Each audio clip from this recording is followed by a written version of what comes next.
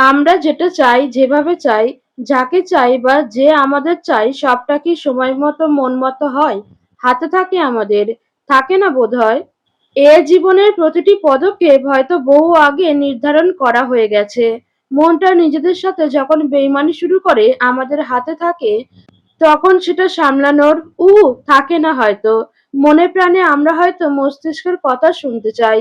কিন্তু সবকিছুর বিপরীতে গিয়ে মস্তিষ্ক আর হৃৎপিণ্ডটার যে যুদ্ধ শুরু হয় সেটার আঘাতে ক্ষত-বিক্ষত হয় মস্তিষ্ক।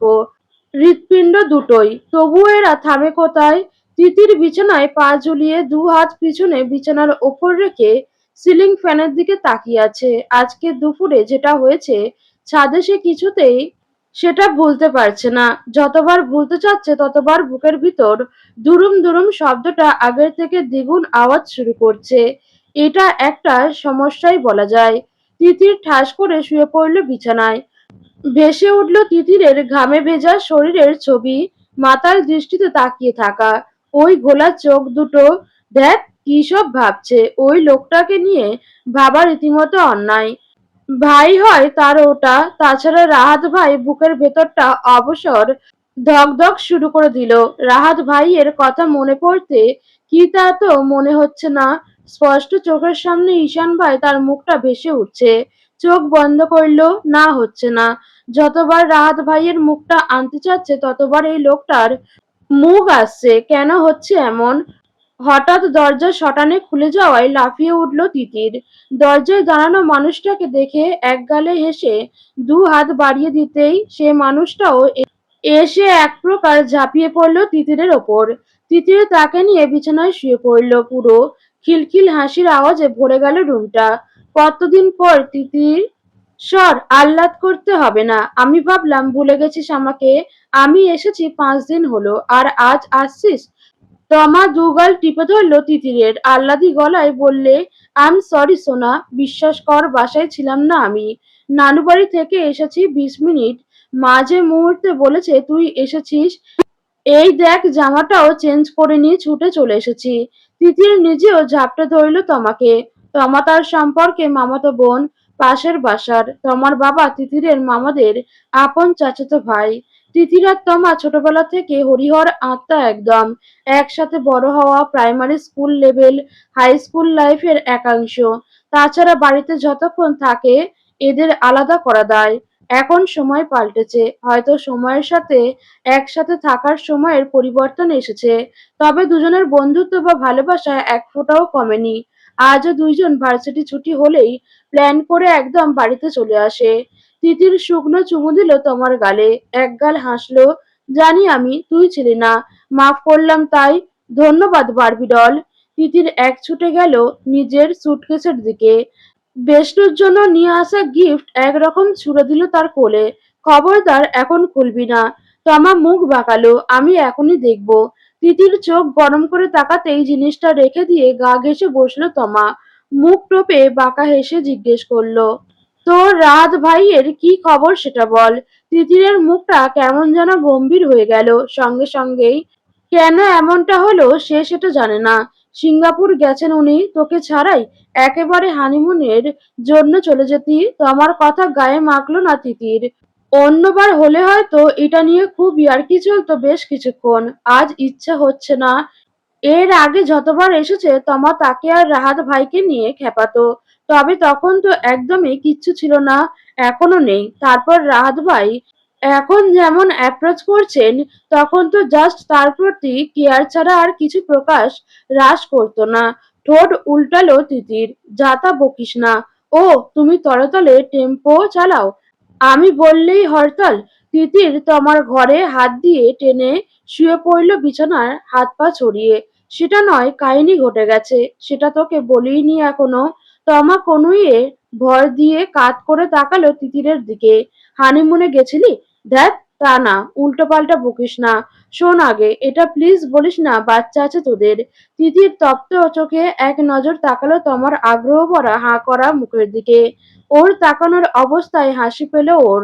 মুখ ঘুরিয়ে সোজা তাকালো সিলিং এর দিকে। বাজে বকিস না। রাহাত ভাই আমাকে বিয়ে করতে চায়। কি? তমা লাফিয়ে উঠল পুরো।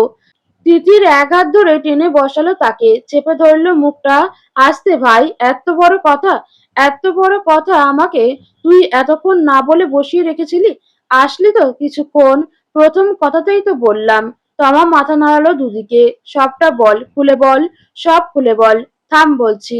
তমা এক প্রকার হাঁপাচ্ছে উত্তেজনায়, হাঁ করে তাকিয়ে ঠেলে তাগাদা দিতে লাগলো তিতিরকে সব বলার। আসার আগেই দিন রাতে হুট করে সোজা বিয়ের প্রস্তাব দিয়েছে। তিতিরকে এতটুকুন বলেই থামতে দেখে বিরক্ত হলো তমা। কষা রুগীর মতো থেমে থেমে না বলে সবটা বল না বাল। আন্টি হজ্জে গিয়েছেন, ওখান থেকে ফিরলে আমার বাড়িতে আসবে মামাদের কাছে প্রস্তাব নিয়ে। ওয়াও জানেমান, কি সুইট। তুই কি বললি তারপর? তিতির চোখ বুঝলো। কি বলবো আর, বলেছি আসুন, তারপর পরিবারকে জানান, তারা যা বলবে তাই। আমার কোনো মতামত নেই, সম্মান করি আপনাকে, কিন্তু ভালো হয়তো এখনো বাসি না। ভালোবাসা কাকে বলে সেটা অনুভব করিনি। তমা নিজেও মাথা নাড়লে তাকে না মানার কারণ নাই। পারফেক্ট প্যাকেজ একটা। ওরম ছেলে পেলে সাথে সাথে ৩০০ কবুল পড়ে ফেলবো। ইউ আর লাকি ভাই, গড ব্লেসড ইউ বোথ মাই লাভ। আর ভালো টালো এককারে বিয়ের পর বাসবি। ওরম ছেলে পেলে রাত দিন বুকে নিয়ে ভালোবাসা যায়। তিতির নিজেও হাসলো। সত্যি তাই, রাহাত ভাই একটা পারফেক্ট মানুষ। যে কোনো মেয়ের লাইফ পার্টনার এমনই হওয়া উচিত। তমা রাহাত ভাই সম্পর্কে সবটাই জানতো বরাবর। রাহাত জানানোর অনেক আগে থেকেই তিতির আন্দাজ করছিল সবটা। মেয়েদের সিক্স সেন্স বলে কথা। এই মুহূর্তে নিজের রুমে যাচ্ছিল ঈশান। রাহাত ভাই নামটা শুনেই থেমে গেল ঈশান। না চাইতেও কানে গেল কিছুটা। রাহাত নামটা সে এই মেয়ের মুখে বেশ কয়েকবার শুনেছে। এই মেয়ের ফোনে কল আসা থেকে শুরু করে এখন তমার কাছেও একে নিয়ে গল্প করা হচ্ছে। ঈশান ভ্রু কুঁচকে দাঁড়িয়ে থাকে, খিলখিল হাসির আওয়াজ ভেসে আসছে রুমের ভিতর থেকে। কেন যেন রাগ হচ্ছে তার। কেন হচ্ছে রাগ? হওয়া উচিত কি? কারণ আছে কোনো, হয়তো আছে, হয়তো নেই, কে জানে। রাইসুল দেওয়ান এবং তার স্ত্রী রাহেলা দেওয়ান এই মুহূর্তে বসে আছেন চন্দ্রা দেওয়ানের কামরায়। পরিবেশ ভয়াবহ, থমথমে। এর কারণ তারা দুজন বুঝতে পারছে না। কোনো জরুরি তলব করা হয়েছে, আর কেনই বা তখন থেকে তাদের মা এমন পাথর হয়ে স্থির দৃষ্টি জানালার দিকে দিয়ে বসে আছেন। সুমি দেওয়ান এগিয়ে গিয়ে বসলেন শাশুড়ির পাশে। পাশের বেডসাইড টেবিল থেকে গরম তেলের বাটি হাতে নিয়ে আলতো হাতে মালিশ করতে লাগলেন পায়ে। তিনি নড়চড় করলেন না একদম। রাইসুল দেওয়ান এবার খানিকটা গলা পরিষ্কার করলেন কেশে। ধীর গলায় ডাকলেন মাকে। মা! চন্দ্রা দেওয়ান তাকালো এবার ছেলের দিকে। এক হাতে ইশারা করলেন কাছে গিয়ে বসতে। রাইসুল সাহেব বসলেন মায়ের পায়ের কাছে গিয়ে। চন্দ্রা দেওয়ান বৌমাকেও রাখতে বললেন তেলের বাটি। চুপ করে সামনে বসতে বললেন। রায়লা দেওয়ান বসলোও তাই। চন্দ্রা দেওয়ান তাকালো তারপর দুজনের দিকে। তোমাদের সাথে আমার কিছু কথা ছিল। রাইসুল সাহেব সাথে সাথে উৎসাহ নিয়ে মাথা নাড়ল। বলল মা। তিনি খানিকটা দম নিলেন হয়তো। আমি যা বলবো তার সাথে তোমরা একমত নাও থাকতে পারো। আমার কথা তোমাদের মতের সাথেও নাও মিলতে পারে। মা আপনি যা বলবেন কোনোটাই আমাদের। ছেলের বউকে এক হাত তুলে থামতে বললেন তিনি। শেষ করতে দাও সবটা, তারপর তোমাদের মতামতও শুনবো। স্বামী স্ত্রী দুজনেই মাথা ঝাঁকালো। বাকিদের না ডাকার কারণ আছে। ডাকিনি কেন ভাবছো হয়তো? তারও কারণ আছে। দরকার তোমাদের দুজনকেই। ঈশানকে নিয়ে কথাটা। দুজনেই তাকিয়ে রইল মায়ের পরের কথা শোনার জন্যই। ঈশান দাদুভাইয়ের বিয়ে ঠিক করলে তোমরা, এত বড় সিদ্ধান্ত তোমাদের মনে হলো না আমাকে জানানো দরকার? আমি বেঁচে আছি এখনো, নাকি গুরুত্বটা আর। মা এটা কি বলছো? তোমার মত না নিয়ে কিছু করবো এটা ভাবলে তুমি? আমার কথা শেষ করতে দাও রাসু। বাড়ির বড় নাতিও, আমার জানো, অথচ তার বউ আসবে সেটা জানার অধিকার আমার নেই। ঠিক আছে, সেটা বিষয় নয়। বিষয়টা সম্পূর্ণ অন্য। তোমাদের ছেলের বউ আসার কথা, কবে আসবে সে? রায়লা দেওয়ানের দিকে তাকিয়ে কথাটা বললেন এবার তিনি। মা মেয়েটার বাবা অসুস্থ, তাছাড়া কাল রাতে ঈশানকে জিজ্ঞেস করতেই বিষয়টা নিয়ে কথা বলতে না করলো। এখন নাকি আবার বিয়ে নিয়ে ভাবছে না। আর কিছু বলল না। চন্দ্রা দেওয়ান দীর্ঘশ্বাস ফেলল। এই খবর জানে সে। কাল রাতেই অনিমার থেকে শুনছে সে। হাত বাড়িয়ে একটা ডায়েরি হাতে নিল। ছলছল চোখে তাকালো। এটা তনয়ার ডায়েরি। তনয়া নামটা কানে আসতেই স্বামী স্ত্রী দুজনেই চোখও ছলছল করে উঠল। তিনি এক হাত বাড়িয়ে টেনে নিলেন সুমির হাতখানা। তনয়ার কথা মনে পড়ে বড় বৌমা। রাহেলা দেওয়ান মাথা নিচু করে ফেললেন। টপ টপ করে কয়েক ফোঁটা পানি পড়ল কোলের ওপর। তনয়াকে ভোলা সম্ভব? এ জীবনে সম্ভব? প্রাণের বান্ধবীকে ভোলা সম্ভব? যার হাত ধরে এ বাড়িতে বউ হয়ে এসেছিল সে? এক আত্মা এক প্রাণ বলা হতো। ননদ ভাবির সম্পর্কের আরো ১৬ বছর আগে থেকে তাদের বন্ধুত্ব। তারপর সম্পর্কের প্রমোশন করে তনয়াই নিয়ে আসে ভাইয়ের বউ পড়ে থাকে। এক মুহূর্তে থাকতে পারত না। কেউ কাউকে ছাড়া চোখের সামনে ভেসে উঠল প্রিয় মানুষটার কাফনের কাপড়ে মোড়া নিষ্প্রাণ মুখখানা। বুকটা খাঁ করে উঠল। ভুলতে পারে না সে সেই বীভৎস দিনটা, যেদিন তার হাতে হাত রেখে হাসপাতালে শেষ নিঃশ্বাস ছেড়েছিল তার বোনসম ননদ বান্ধবীটা। আমি ওকে এ জীবনে ভুলতে পারি মা। চন্দ্রা দেওয়ান চোখ মুছিয়ে দিলেন বৌমার। সেটা সে জানে, বৌমা আর তার মেয়ে একে অপরের জন্য ঠিক কি ছিল। তোমার শ্বশুর আর তনয়া দুজনেই আজ আমাদের ছেড়ে চলে গেছে। আশ্চর্য হলেও একটা কথা কি জানো, তাদের শেষ কিছু ইচ্ছের মধ্যে একটা ইচ্ছে মিলে গেছে। আমি নিজে খানিক অবাক হয়েছি, কিন্তু ইচ্ছেটা আমার দারুণ পছন্দ হয়েছিল। কিন্তু কিন্তু কিসের মা? বাবার তনুর সব ইচ্ছে আমি পূরণ করব, তুমি একবার বলো। ছেলের কথায় হাসলেন হালকা। এখন মানবি কিনা ঈশান তার তিতিরের? চুপ করলেন কিছুক্ষণ তিনি। ঈশান আর তিতিরের বিয়ে। রাইসুল দেওয়ান, রাহেলা দেওয়ান চমকে উঠলেন। হতবিহ্বল হয়ে গেলেন পুরো। চমকাচ্ছ? আমিও চমকেছিলাম।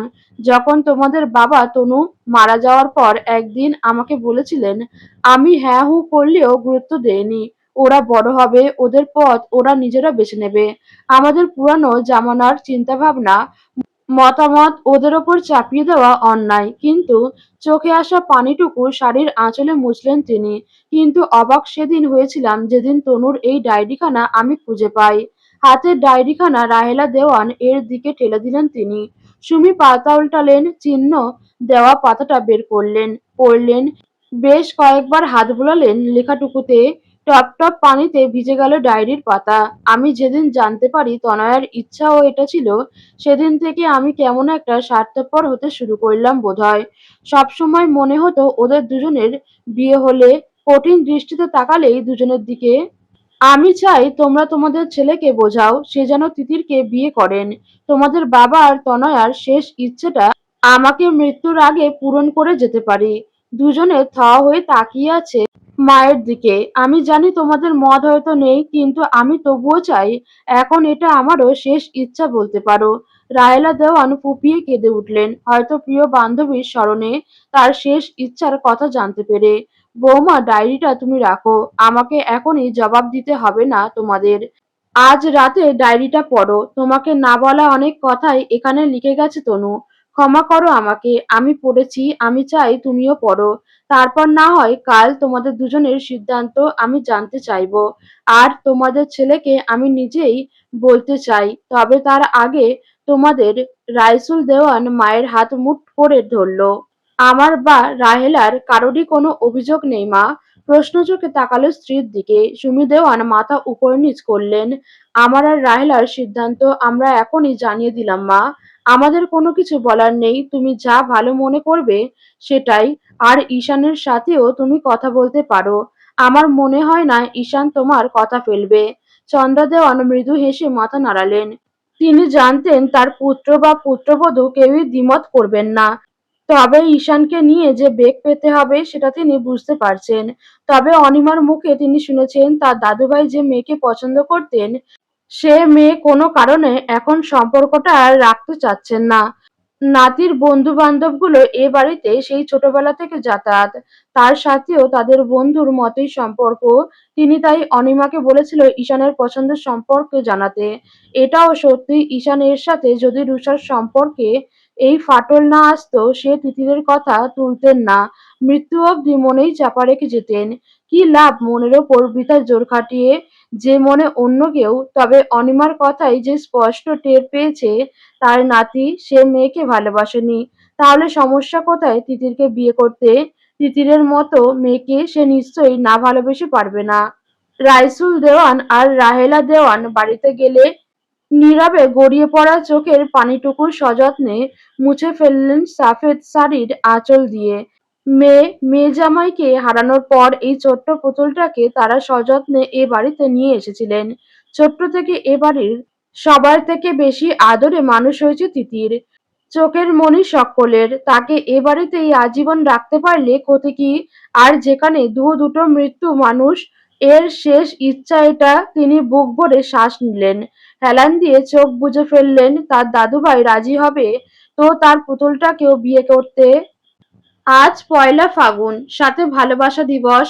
তিতির সকাল সকাল রীতিমতো এক ঘর থেকে অন্য ঘরে ছোটাছুটি করছে। একবার নিশির রুমে তো একবার নুরির রুমে। নিশি নুরি দুজনেই শাড়ি পরে ফেলেছে এরই মধ্যে। সুমি দেওয়ানি সবাইকে শাড়ি পরিয়ে দেন। এখন রিশা আর রোশনি পড়ছে। রাফি নিজে লাল পাঞ্জাবি পরে ফিট বাবু হয়ে বিছানায় পা ঝুলিয়ে চুইনগাম চিবুচ্ছে। সমস্যা হচ্ছে তিতির নিজের হলুদ শাড়ি কিছুতেই খুঁজে পাচ্ছে না। শাড়িটা কয়েক মাস আগে নয়ন ভাইয়া দিয়েছিল। ইন্ডিয়া গিয়েছিল বন্ধুর সাথে ট্যুরে। সেখান থেকে শাড়িটা তার খুব পছন্দ। ঠিক করে রেখেছিল এই বছর পয়লা ফাগুনে পরে বেরোবে। তিতির ছুটে এলো নিশির রুমে। এ ঘরেই সবাই সাজগোজে ব্যস্ত। তাকে হাঁপাতে দেখে সবাই ঘুরে তাকালো।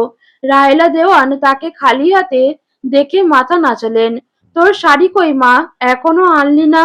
সাজবি কখন তাহলে? তিতির কাঁদো কাঁদো মুখ নিয়ে এসে বলল রাফির পাশে। পাচ্ছি না তো বড় মামনি, বোধহয় হোস্টেলে রেখে এসেছি। তোর তো শাড়ির অভাব নেই, আলমারি ভর্তি শাড়ি।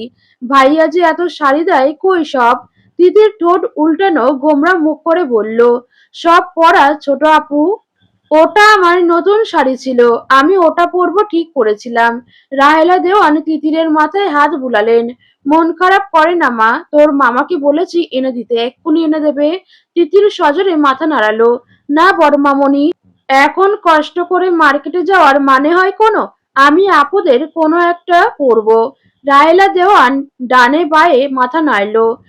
যে মেয়ে কখনো এসব অনুষ্ঠানে শাড়ি রিপিট করে না, আজ তাকে নাকি তারা পুরানো শাড়ি পরতে দেবে? তুই দাঁড়া, আমি আসছি। তিতির কিছু বলার আগেই বেরিয়ে গেলেন তিনি। নিশি টেনে এনে বসালো ড্রেসিং টেবিলের সামনে। নুরি ততক্ষণে রেডি হয়ে গেছে। সে এখন রিশা রোশনিকে বাকি টাচ আপ দেবে।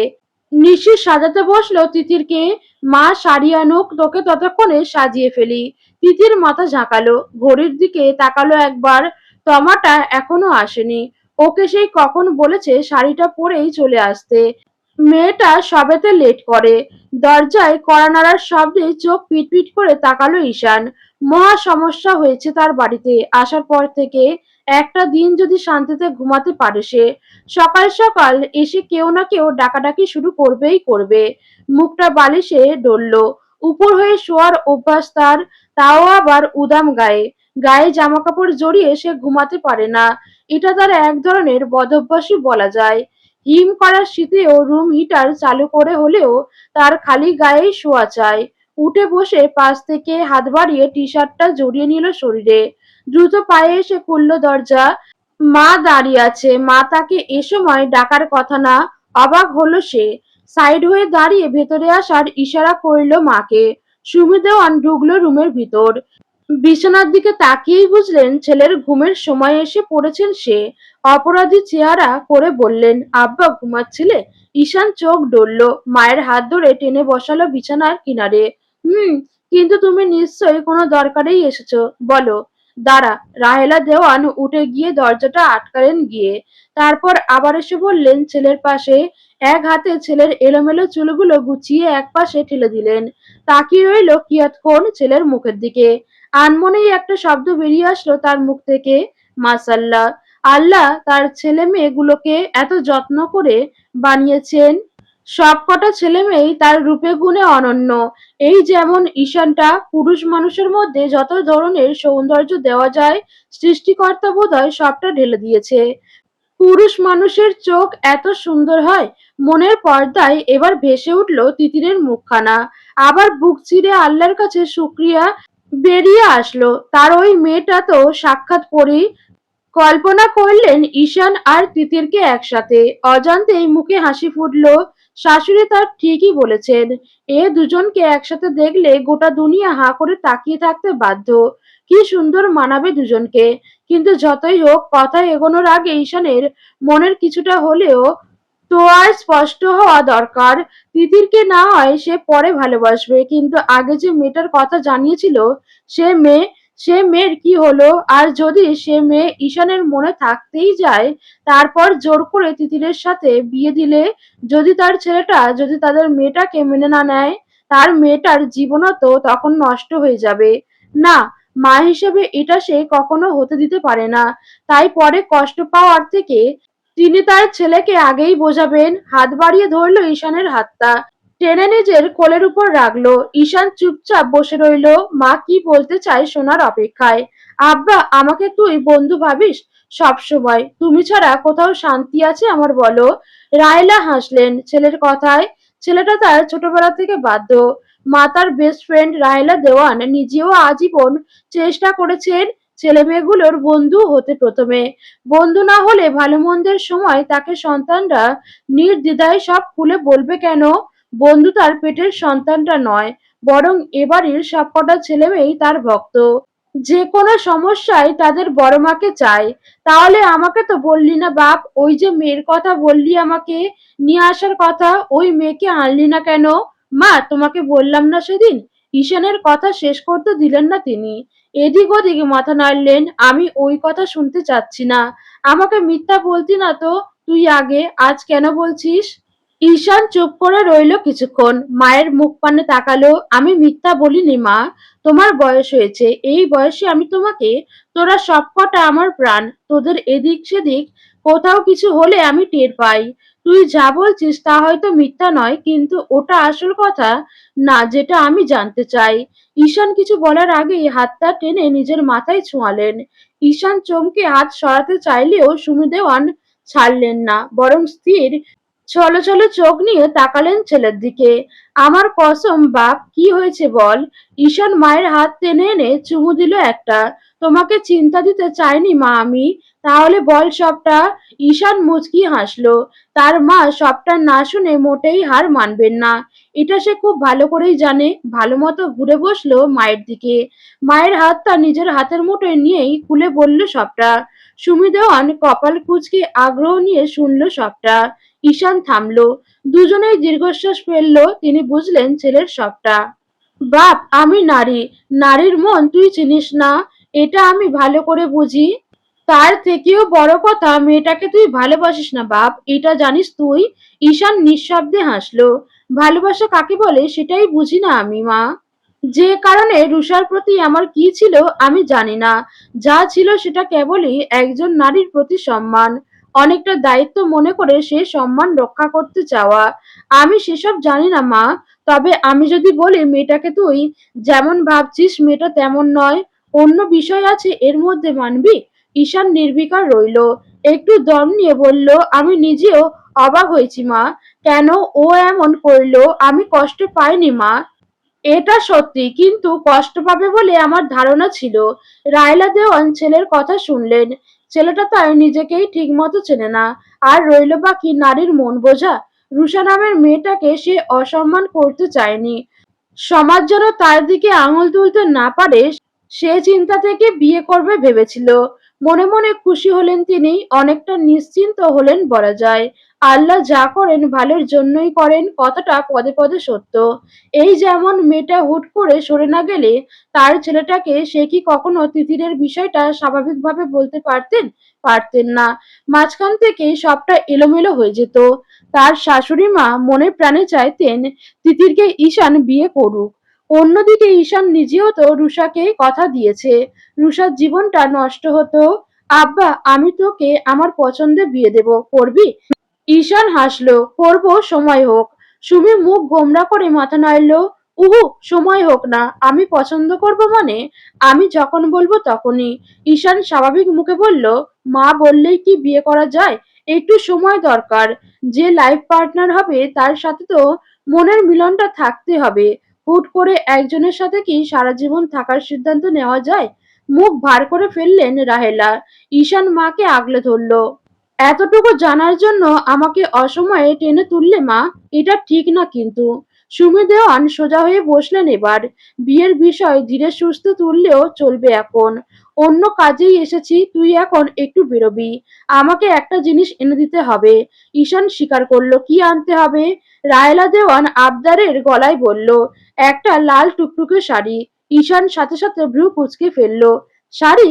কার জন্য? তিতির। মা, আমি যাব এখন শাড়ি কিনতে, তাও ওর জন্য? ওর শাড়ি নেই, তাছাড়া নিশি নুরি তো আছেই। শোন না বাপ, মেয়েগুলো সাজগোজ করছে, মার্কেট কি বেশি দূরে? বাইকটা টান দিয়ে যাবি, নিয়ে চলে আসবি। মায়ের যুক্তি ভালো লাগছে না তার একদম। সকাল সকাল ঘুম থেকে তুলে তাকে পাঠানো হচ্ছে ওই বিচ্ছুটার জন্য শাড়ি কিনতে। অসম্ভব মা। আমি কখনো মেয়েদের কিছু কিনেছি নাকি? আমি বুঝি নাকি এসব? আর তাছাড়া এ বাড়ির মেয়েদের শাড়ির অভাব মা। রাহেলা দেওয়ান এত সহজে হাল ছাড়ার মানুষ নয়। মেয়েটাকে কখনো কোনো অনুষ্ঠানে এক শাড়ি দুবার পরাইনি আমি। এবারের শাড়িটাও হোস্টেলে রেখে এসেছে। আর আমার মেয়ে পুরানো শাড়ি কেন পরবে?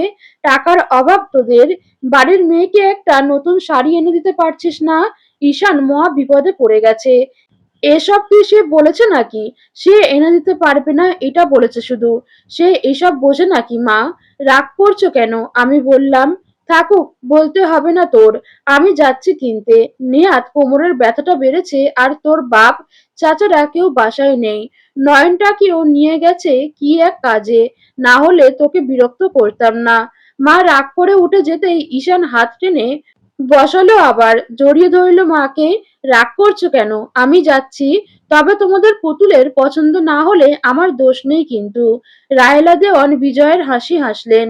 সে জানতো ছেলেটা তার কথা ফেলবে না। ঈশানের হাতের শাড়ি আজকে পরাবে তিতিরকে। দুজনের মধ্যে আগে একটু ভাব ভালোবাসা তৈরি করে দিতে হবে, না হলে হুট করে একে অপরকে মানবে না এরা। তুমি যাও, আমি ফ্রেশ হয়ে বেরোচ্ছি। ঘন্টাখানেক লাগবে নিয়ে আসতে, চলবে?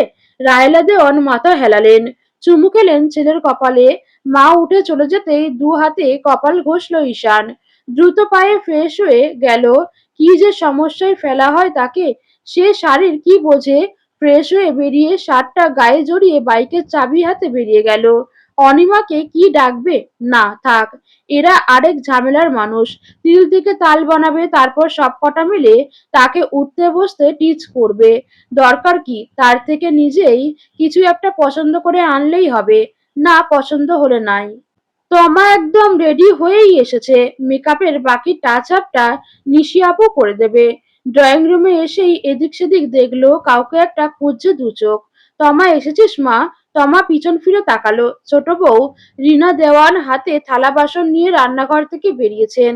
হ্যাঁ ছোট মা, মাশাআল্লাহ কি সুন্দর লাগছে তোকে। যা ওপরে যা। তিতির তোর উপর খুব রেগে আছে কিন্তু। এত দেরি করলি কেন? মা বাজারে গেছিল, তুষারটা একা ছিল। মা ফিরলে তারপর আসলাম। ওপরে গিয়ে পুতুলের রাগ ভাঙা গিয়ে, না হলে কিন্তু ঘোরাঘুরি মাঠে মারা যাবে। তমা একগাল হেসে সায় দিল তার কথায়। ওপরে যাওয়ার জন্য পা বাড়াতেই আবার ফিরে তাকালো। কাউকে খুঁজছিস তমা? তিতির ওপরে। তমা আমতা আমতা করলো খানিক। ছোট মা, আর কাউকে খুঁজছি না তো। নিশিরা সবাই ওপরে, আর তোর চাচারা অফিসে। ও, আর নয়ন ভাই?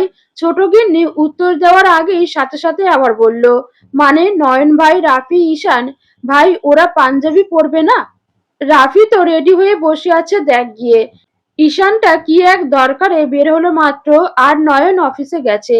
তোমার মনটা খারাপ হলো আজকের দিনে আবার কিসের অফিস? কোথায় ভাবলো একটু মানুষটার সাথে ঘুরতে পারবে আজকের। এত সুন্দর করে শাড়ি পরলো সে। কাকে দেখাতে? তাকেই তো। তা বলদ লোকটা টের পেলে তো? পাত্তাই দেয় না কখনো। এত সুন্দর করে সেজেগুজে ঘুরঘুর করে এ বাড়িতে কখনো চোখ তুলে দেখলে তবে তো টের পাবে। মেজাজটাই খারাপ হয়। তমা মন খারাপ করে উঠে গেল তিতিরের কাছে। দরজায় তমাকে দেখেই কুশন ঢেল দিল তিতির। তেতে উঠল এক প্রকার। মহারানীর আসার সময় হয়েছে তাহলে। তমা জানতো এমনই হবে। অসহায় মুখ বানিয়ে দু হাত বাড়িয়ে এগিয়ে এলো বান্ধবীর রাগ ভাঙাতে। তিতির সেজেগুজে বসে আছে, শাড়ি পরেনি এখনো। সুমি দেওয়ান বলে গেছেন শাড়ি আনতে পাঠিয়েছে। কিছুক্ষণের মধ্যে চলে আসবে। নিশি নুড়ি সবাই প্রায় তৈরি। এখন দিশা রোশনি আর তমাকে রেডি করলেই তিতিরের শাড়ি চলে আসলে জাস্ট শাড়িটা পরাবে, ব্যাস। নয়নের কল ভেসে উঠল নুরির ফোনে। 2 মিনিট কথা বলে তাকালো সবার দিকে। ভাইয়া একটু অপেক্ষা করতে বলেছে, একা বের হতে নিষেধ করেছে, আসছে। তোমার মনটা নিমিষেই ভালো হয়ে গেল। যাক, দিনটা মাটি হবে না অন্তত। প্রতি বছর এই দিনে সবকটা মিলে ঘুরতে বের হয়। নয়ন অবশ্য নিয়ে যায় শাড়ি পরে। এমন পরীর মতো বোনদের সে মোটেই একা ছাড়তে রাজি নয়। এলাকার বদ কিছু ছেলেপেলের কাজই মেয়েদের পেছনে লাগা। আর যাই হোক, দেওয়ান বাড়ির মেয়েদের তারা অসম্মান করবে না। তারপরেও মেয়েগুলো বড় হয়েছে, সাবধান থাকা উচিত। আর ভাই হিসেবে এটা তার দায়িত্ব। দোকান থেকে বেরিয়ে বাইকের সামনে এসে দাঁড়ালো ঈশান। সানগ্লাসটা চোখে পড়লো। তাকালো এক নজর, হাতের প্যাকেট তার দিকে। লাল টুকটুকে একটা শাড়ি। সে বোঝে না এসবের। তাদের পরিবারের মেয়েরা যেখানে থেকে কেনাকাটা করে সেখান থেকেই দামি একটা শাড়ি নিয়েছে সে। শাড়ি না চিনলেও খুব বুঝতে পারছে শাড়িটা দারুণ। বাইকে চাবি লাগিয়ে উঠে বসলো। প্যাকেটটা ঝুলালো সামনে। না চাইতেও চোখের সামনে ভেসে উঠলো তিতিরের মুখটা। বাচ্চা বাচ্চা মুখ, শরীরটা পুরো বাচ্চার মতোই লাগে। সে নাকি পরবে শাড়ি, তাও লাল শাড়ি। কেমন লাগবে তাকে? কল্পনায় ভেসে উঠল অপূর্ব এক রূপ। খারাপ না বোধহয়। হাতঘড়িতে সময় দেখলো একবার। 11:45 বাজে। এরই মধ্যে বেশ কয়েকবার মায়ের ফোন এসেছে। শাড়িটা কিনেছে শোনার পরই ক্ষান্ত হয়েছে সে। জোরে সোরে বাইক ছাড়লো সে। শাড়িটা পৌঁছে না দেওয়া অবধি মাটা তার শান্তি দেবে না। রাহেলা দেওয়ান শাড়িটা নিয়ে তিতিরের কাছে আসলেন, সযত্নে পরিয়ে দিলেন। সুবহানাল্লাহ, ছেলেটার রুচি আছে। ঘরের বাদবাকি সবাই মুগ্ধ হয়ে তাকিয়ে আছে তিতিরের দিকে। জীবন্ত এক পুতুল তাদের চোখের সামনে। সাক্ষাৎ পরী একটা। রাহেলা দেওয়ান জড়িয়ে নিলেন মেয়েকে। ইস, কারোর নজর না লাগুক আমার মেয়েগুলোর। একগাল হেসে আয়নায় তাকালো তিতির। নিজেকে দেখে নিজেই তাকিয়ে রইল কিছুক্ষণ। এর আগে লাল শাড়ি তার পরা হয়নি। এত সুন্দর লাগবে বুঝলে আগেই পরতো। কে এনে দিল বড় মামুনি? কে আর? আমার ছেলে। তিতির খুশি হলো। সে জানতো নয়ন ভাই শুনলেই এনে দেবে। আর কোনো প্রশ্ন না করে এক এক করে সবাই বের হলো। নুরি জানালো নয়ন ভাই আজ তাদের পার্কের দিকে যেতে বলেছে। সে একটা কাজ সেরে আসছে। একে একে সবাই এসে নামলো ড্রয়িং রুমে। ঈশান সোফায় বসে সকালের নাস্তা করছে। দৃষ্টি তো ফোনের দিকে। সিঁড়িতে পায়ের শব্দে ঘুরে তাকালো। বোনেরা সব নামছে। রাফি, রিশা, রোশনি দৌড়ে এলো ভাইয়ের কাছে। মাশাআল্লাহ, আমার বোনগুলো তো এক একটা পরী লাগছে। ভাইয়া আর আমি। রাফি গাল ফুলিয়ে জিজ্ঞেস করলে ঈশান গাল টেনে ধরল তার। তুইও কি পরী হতে চাস? হো হো করে হেসে উঠল বাড়ির সবাই। রাফি লজ্জা পেল, মুখ লুকালো ভাইয়ের ঘাড়ে। বারবি, আস্তে নাম। প্রতি বছর এই দিন তুই একবার হলেও আচার পড়িস কিন্তু। মোটেই না, এবার পড়বো না। ঈশান গলা ও আওয়াজে ঘুরে তাকালো। একটা হার্টবিট মিস হলো যেন। সবাই নিচে এসে দাঁড়িয়েছে। সবারই নজর সিঁড়ি থেকে দ্রুত পায়ে নেমে আসা এক কিশোরীর পানে। ঈশানের মনে হলো এ এক রাজপরী। লাল টুকটুকে শাড়ি গায়ে জড়ানো। মোটেই বাচ্চা লাগছে না, বরং নারী শরীরের ছাপ স্পষ্ট ফুটে উঠেছে শরীরে। সম্পূর্ণ এক নারী লাগছে একদম। ভুবন মোহিনী রূপ সে নারীর। খোলা আঁচল এক হাতে তুলে দিল ঘাড়ের ওপর। দু হাতে শাড়ির কুচি ধরল উঁচু করে। এক প্রকার নাচতে নাচতে নামছে যেন। হাত ভর্তি চুড়ি ঝনঝন করছে।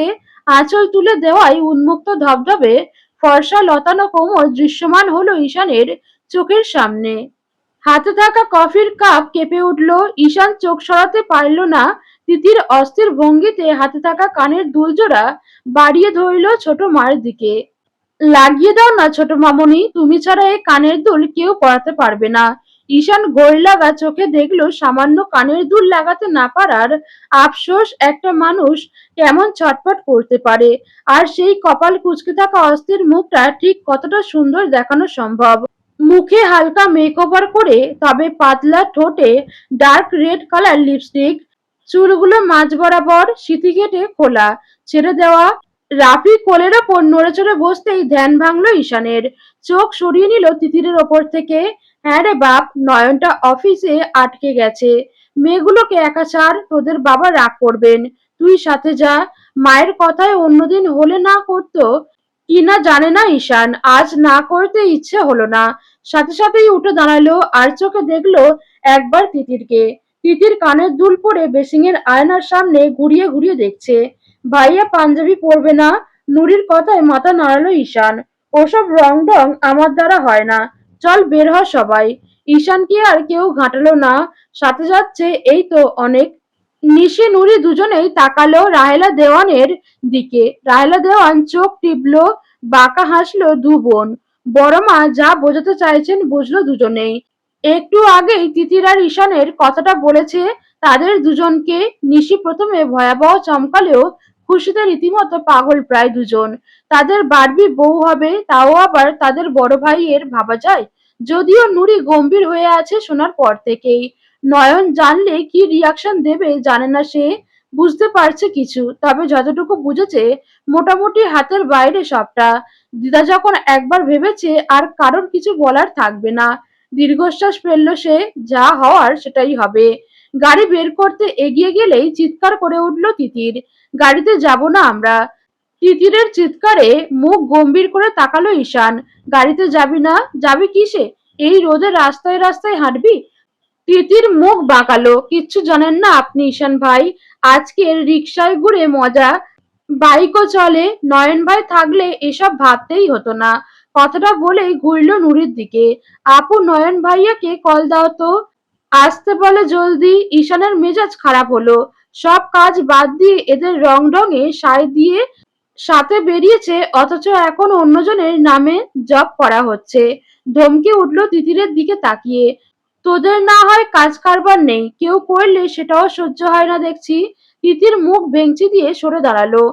এগিয়ে গেল রাস্তার দিকে, হাত বাড়িয়ে রিকশা দাঁড় করালো।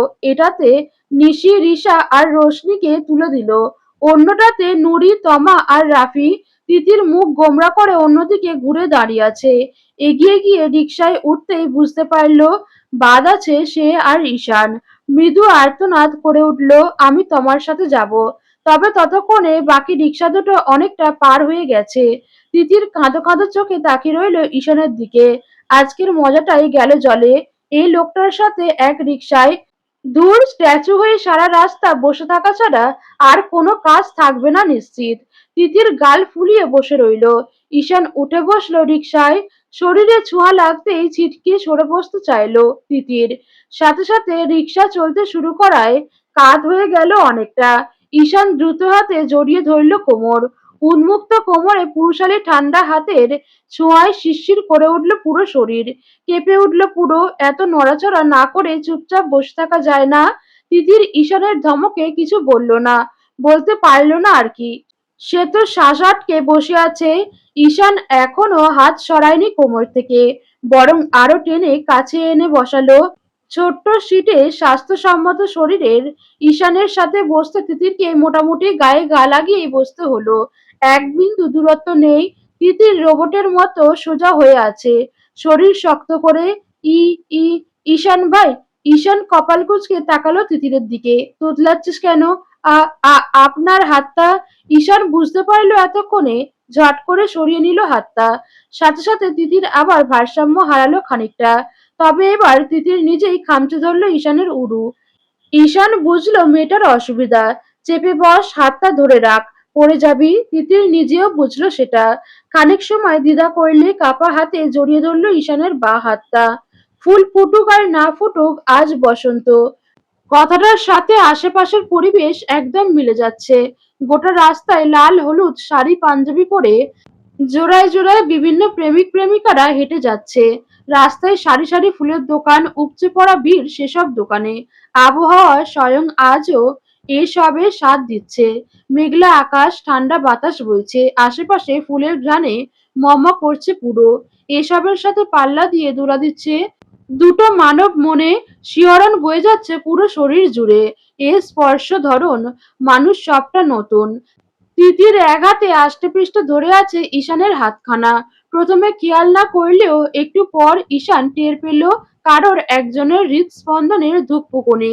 বোধগম্য হতে খানিক সময় লাগলো। বিষয়টা মাথায় খেলতেই নিজের মাথার ভিতর খানিক ফাঁকা হয়ে গেল বোধহয়। সাথে জোরালো হলো এবার নিজের হৃদয়ের ঝড়। তিতির হাত জড়িয়ে থাকায় ঈশানের বাহুর সম্পূর্ণ আছে তিতিরের বক্ষজোড়ের বাঁ পাশের ওপর, যেখানটায় নরম অংশের নিচে ঝড় তুলেছে হৃদয়খানা। ঈশান চাইলেও পারছে না হাতটা সরিয়ে নিতে। মেয়েটা কি বুঝতে পারছে না ঈশানের হাতের অংশ তার শরীরের কোন অংশের ওপর? পারছে না কি? তিতির রীতিমতো ঘামছে, ছেড়ে দিলেই পড়ে যাবে সে। এর আগে কখনো রিকশায় উঠে এমন অবস্থায় পড়তে হয়েছে বলে তো মনে পড়ে না। দু একবার নয়ন ভাইয়ের সাথে উঠেছে, নয়ন ভাই এতটা স্বাস্থ্যবান না হওয়ায় স্বাভাবিক দূরত্বেই বসতে পেরেছে দুজন। তাছাড়া কই কখনো তো নয়ন ভাইয়াকে ছুলে এমন অনুভূতি হয়নি। ভাইয়ের হাত ধরতে আনইজি হওয়ার কথা তো নয়। ঈশানও তো ভাই, তাহলে আজ এমন হচ্ছে কেন তার? রাস্তার ঝাঁকিতে এক প্রকার ঝাঁটা অবস্থা দুজনের। রিকশা এসে গন্তব্যে থামতেই হাঁপ ছাড়ল দুজনেই। ঈশান নামলো, ভাড়া মিটিয়ে খেয়াল করলো তিতিরকে। তিতির তখন শাড়ি ঠিক করে নামার প্রস্তুতি নিচ্ছে। ঈশান হাত বাড়াতেই চমকে তাকালো তিতির। ঈশান ভাই তাকে ধরে নামাবে। হাঁ করে তাকিয়ে না থেকে হাতটা ধর, আমি একাই পারবো। অযথা কথা না বাড়িয়ে যা বলছি কর। শাড়ি পিছিয়ে পড়ে গেলে কোলে করে ঘুরবো তোকে নিয়ে। ঈশানের ধমকে আর কথা বাড়ালো না তিতির। কাপা হাতটা বাড়িয়ে দিল ঈশানের দিকে। সযত্নে নামালো তাকে। নিশে নুরিরাও নেমে দাঁড়িয়ে আছে একটু দূরে। নিশে তাগাদা দিয়ে সব কটাকে নিয়ে ঢুকে গেল পার্কে। তিতির আহত চোখে তাকিয়ে রইল সেদিকে। আজকের এই লোকের পাল্লায় পড়ে সব মজাই নষ্ট। এর সাথে সাথে চলা মানে তিতিরের আরো একটা কারণে মনটা খারাপ। তার হাতে পায়ে কোথাও ফুল নেই। মানা যায় ঈশানকে বলবে সে, কিন্তু সাহস পাচ্ছে না। হঠাৎ হাতটা চেপে ধরলো ঈশান। হাঁটা ধরলো তিতিরকে নিয়ে। তিতির চমকে তাকিয়ে আছে, একবার ঈশানের মুখের দিকে, একবার হাতটায়। ঈশান ভাই বল, একটা জিনিস লাগতো। কি? ফুল। ফুল দিয়ে কি কাজ? ওই দেখুন না সবাই মাথায় হাতে পড়েছে। সবাই পড়েছে বলে তোকেও পড়তে হবে? দিন না প্লিজ, আমি ফুল টুল কিনতে পারবো না। চুপচাপ সাথে হাঁট। তিতিরের মন খারাপ হলো, হাত ছাড়িয়ে নিল ঈশানের থেকে। ঈশান বিরক্ত চোখে তাকালো। কি সমস্যা তিতির? বললাম তো ঝামেলা না করে রাস্তা পার হবো চল। তিতির ফুঁসে উঠল, আমি নয়ন ভাইকে কল করব। ভাইয়া থাকলে আমাকে মুখ ফুটে বলতেই হতো না। কখনো বলতে হয়নি। ঈশানের ইচ্ছে হলো থাপ্পড় মারতে মেয়েটার গালে। সারাক্ষণ তার সামনে অন্যের নামে তসবি পড়ে। অসহ্যকর একটা মেয়ে। কিছু বলতেও পারছে না নেহাত। বাইরে এসেছে তাই, তাছাড়া পরে এসেছে শাড়ি, তাকানো যাচ্ছে না। পারছে না তাকাতে সে, তাকালেই ভুলে যাচ্ছে আশেপাশের সব। সব কেমন ঘোলা হয়ে আসছে। সামনের ওই লাল শাড়ির নারীটা ছাড়া এ বড় কঠিন অত্যাচার।